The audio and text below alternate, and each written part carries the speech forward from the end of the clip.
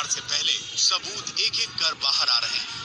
ये राम भक्तों को भावुक करने वाली तस्वीरें हैं।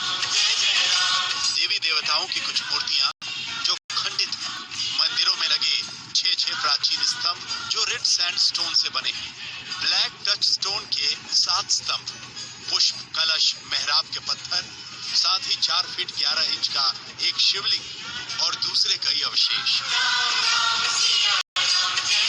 ये चीजें अयोध्या में राम मंदिर की सबसे नई गवाही पेश करती हैं। ये वो सबूत हैं जो राम मंदिर निर्माण के लिए समतल की जा रही जमीन से निकले हैं।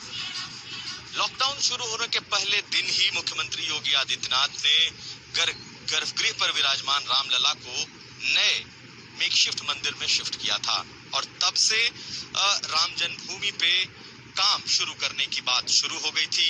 लेकिन 2 लॉकडाउन तक सब कुछ यूं ही ठप रहा, लेकिन तीसरे लॉकडाउन से यहाँ काम की इजाजत मिली और भीतर जो राम जन्मभूमि क्षेत्र है वहां पर बकायदा खुदाई शुरू हुई, वहां पर समतलीकरण का काम शुरू हुआ जो चल रहा है। और जमीन समतल होने के दौरान ही बहुत सारी पुरातात्विक मंदिर के भग्नावशेष, जो मंदिर के अलग अलग खंडित मूर्तियां, इसके अलावा शिवलिंग और साथ साथ कई मंदिरों के खंभे मिले हैं। इसका जितना पुरातात्विक महत्व है, अब मंदिर बनने के साथ ही इसका धार्मिक महत्व भी बढ़ेगा। 67 एकड़ में फैला है राम जन्मभूमि परिसर। वहीं पर मंदिर निर्माण के लिए जमीन को समतल करने का काम चल रहा है। सीआरपीएफ के जवानों की मदद में राम मंदिर ट्रस्ट इस काम को पूरा कर रहा है। मंदिर परिसर के इस हिस्से में पहले रामलला विराजमान थे। सुप्रीम कोर्ट के फैसले के बाद इस स्थान पर राम मंदिर का काम होने जा रहा है और इस मंदिर की नींव तैयार करने के लिए मिट्टी को बराबर किया जा रहा है।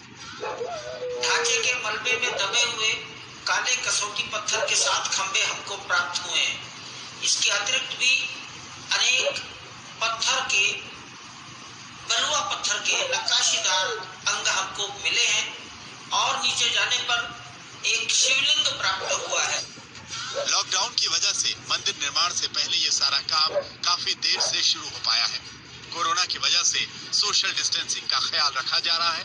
11 मई को भूमि समतल करने का काम शुरू हुआ था।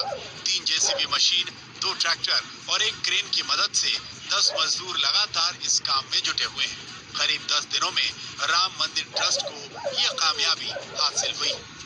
देखिए, ये तो पहले एएसआई की रिपोर्ट में साबित हो चुका था। वहाँ पहले भी मंदिर था, उसके तमाम प्रतीक चिन्ह, कमल के पुष्प, निशान, त्रिशूल, धनुष बाण, ये सब एएसआई की रिपोर्ट में माननीय उच्चतम न्यायालय में सबमिट थे।